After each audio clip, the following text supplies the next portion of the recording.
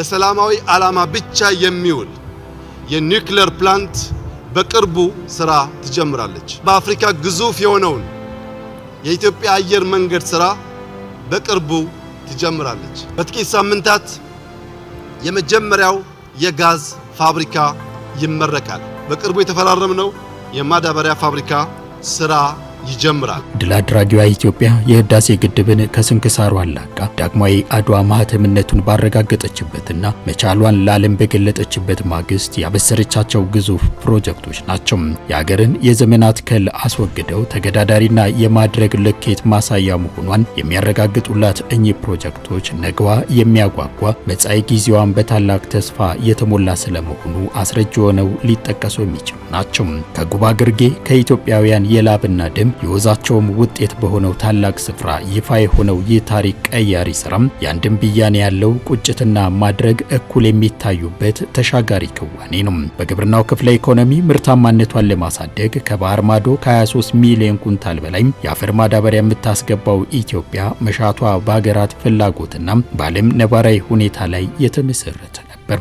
አሁን ግን ይህን ታሪክ የምታደርግበት አቅም እየገነባች የዘርፉንም ሉዓላዊነት እያጸናች ትገኛለች። በተለያዩ ጫናዎች በተለያዩ አጋጣሚዎች ሊደርስባት ከሚችለው ከማዳበሪያ አቅርቦት ጋር ተያይዞ ሊደርስባት የሚችለውን ችግር መቋቋም የሚያስችላት ቁመና ነው የሚፈጥርላት ማለት ነው። በአጠቃላይ ባለው ጂኦ ስትራቴጂ ውስጥ ባለው የዓለም የፖለቲካ ማዕቀፍ ውስጥ የምግብ ሉዓላዊነታቸውን ለማረጋገጥ ወደፊት ከሚመጡ ሀገራት ተርታ የምትሰለፍ ይሆናል።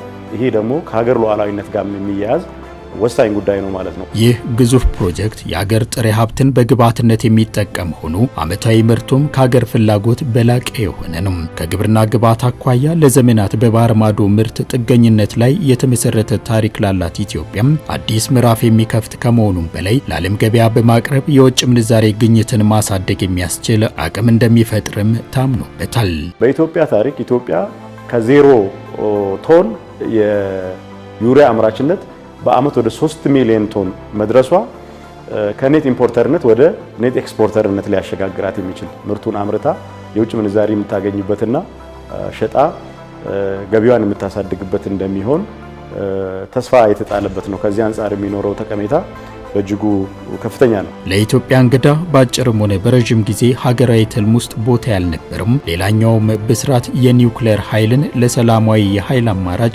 መጠቀም ዋነኛው ነው። በተለይ ምጣኔ ሀብቷን ብዝሃ ዘርፍ አድርጋ በሁለንተናዊ መስኮች መነቃቃት የታየባት ሀገር ያለመችውን ከግብ ታደርስ ዘንድ የኃይል ፍላጎቷን አስተማማኝ ማድረግ ግድ ይላታል። ለዚህ ነው ከውሃ የኃይል አማራጭ ባሻገር የሀገራትን እድገት በሰፊው ወደሚበይነው የኒውክሌር አማራጭ መሸጋገሯ ልክ የሚሆነው። ይህም ታዲያ ጥቅል እድገቷን ከፍ ለማድረግና አስተማማኝ ኃይል ለማመንጨት እድል ይሰጣታል። ሀገራዊ ሉዓላዊነት ማለት የኢነርጂ ሉዓላዊነትን ማረጋገጥ ነው። ስለዚህ ከዚህ አንፃር በሁሉም ዘርፍ ላይ አፕላይ ይሆናል። ግን ኢንዱስትሪያል ልማትን በማረጋገጥ ረገድ ትልቁን ድርሻ ይዛል።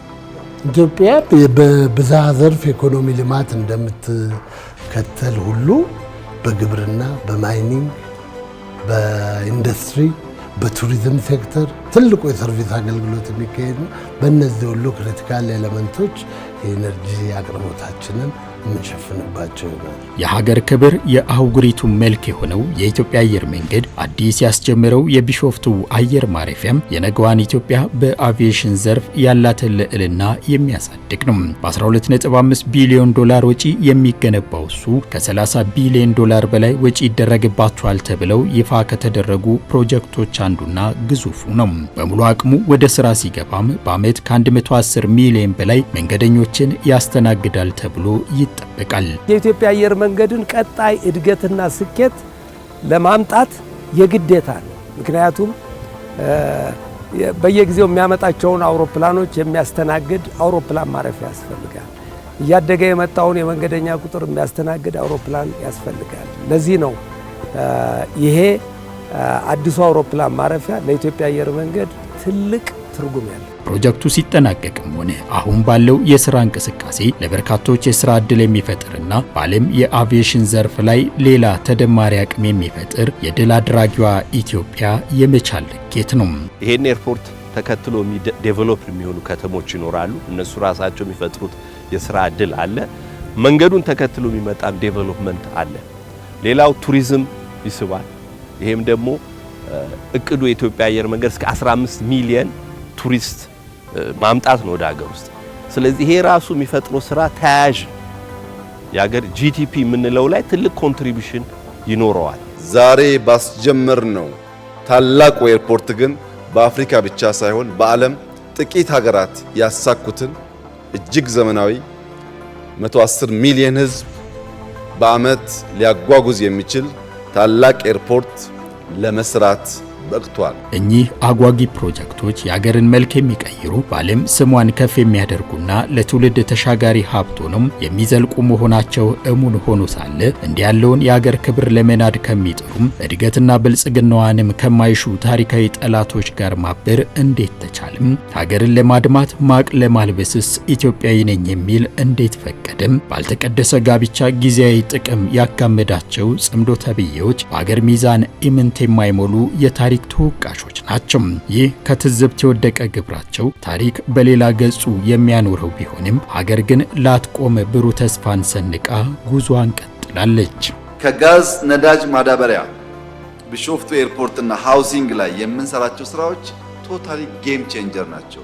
በኢትዮጵያ ታስበው ማያቁም፣ ተሞክረው ማያቁም። 30 ቢሊዮን ዶላር የሚያስብ መንግስት ኖሮን አያውቅም።